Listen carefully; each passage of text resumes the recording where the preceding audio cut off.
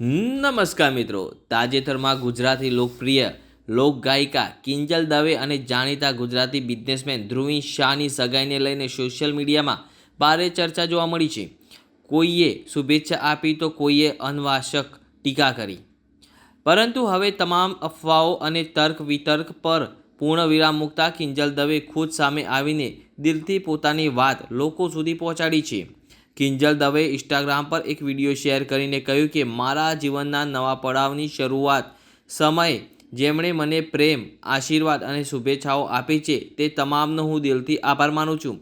પરંતુ સાથે સાથે તેમણે એ પણ કહ્યું કે છેલ્લા ઘણા સમયથી તેમના સગપણને લઈને મીડિયામાં અને સમાજમાં જે ચર્ચાઓ ચાલી રહી હતી તે તમામ બાબતે અત્યાર સુધી મૌન રહી, કારણ કે વાત તેની જાત સુધી સીમિત હતી.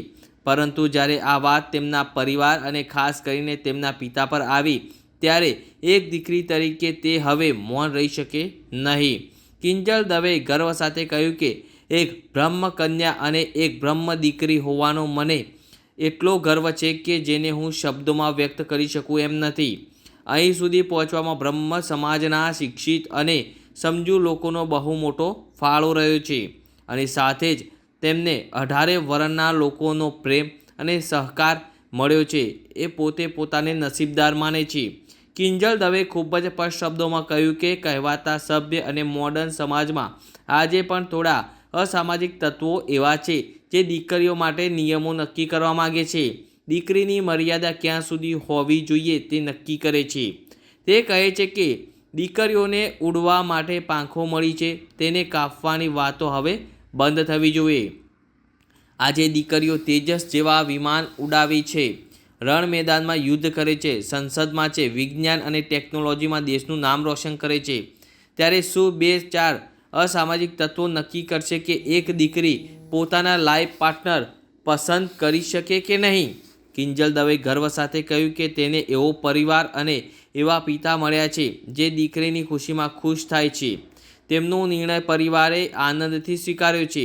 તે એવા પરિવારમાં જઈ રહી છે જ્યાં પ્રેમ, ભક્તિ અને આદર અને તેનો પાર્ટનર તેને જેવી જ છે તેવી સ્વીકારે છે.